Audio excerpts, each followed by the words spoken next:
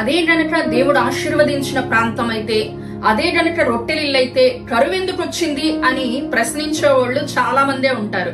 చూడండి, ఒక ద్వీపానికి వెళ్ళినప్పుడు పౌలు గారు వాళ్ళందరూ ఉపచారం చేస్తుంటే ఈయన ఖాళీగా కూర్చోకుండా ఈయన కూడా మోపెడు పుల్లలేరి చలి కాచుకోవడానికి ఆ మంటలో వేయగానేనంట అతని చేతిని ఒక పాము వచ్చి కరిచిందంట.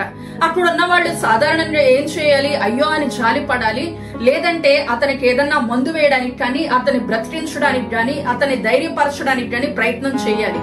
కానీ అక్కడ వాళ్ళంట ఇతను నిజంగా అన్యాయం చేసిన వ్యక్తి, న్యాయాధిపతి అయిన దేవుడే న్యాయం చేశాడు, ఇతను ఒక దుర్మార్గుడైన వ్యక్తి అని పౌలు గారిని దూషించడం ప్రారంభించారంట.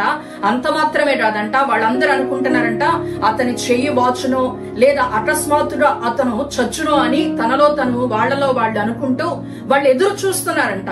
మనిషి స్వభావం ఏంటంటే ఏదో ఒకటి ఇతరులని విమర్శించడానికి ప్రయత్నం చేస్తూ ఉంటారు. ఎందుకు ఆ మాట నన్ను అన్నారు అని మనం ఆలోచించుకుంటూ కూర్చోవడం కాదు. కానీ పౌలు గారంట ఒక్క విసురు విసిరేసరికి ఆ పాము ఆ నిప్పుల్లో పడిపోయింది. ఏ హాని రాకుండా పౌలు గారిని దేవుడు ఏం చేశాడు, తప్పిస్తే నిజముగా ఇతను దేవుని కుమారుడు అని అక్కడ ఉన్న వాళ్ళందరూ సాక్ష్యం ఇస్తున్నట్లుగా, గ్రహించినట్లుగా దేవుని లేఖన భాగంలో మనం చూస్తాం. ఈ రోజు ఒక దుర్మార్గుడు దుష్టుడిని గురించి ఏదైనా ఒక మాట అంటే దాన్ని ఆలోచించుకుంటూ నువ్వు ఆగిపోవడం కాదు, కానీ దాన్ని దులిపేసి నువ్వు ముందుకు సాగిపోగలిగితే గనక దేవుడు నీ పక్షంగా ఉన్నాడని ప్రజలందరూ చూసినట్లుగా, మహిమపరచినట్లుగా దేవుడు నీ పక్షంగా కార్యం చేయబోతున్నాడు.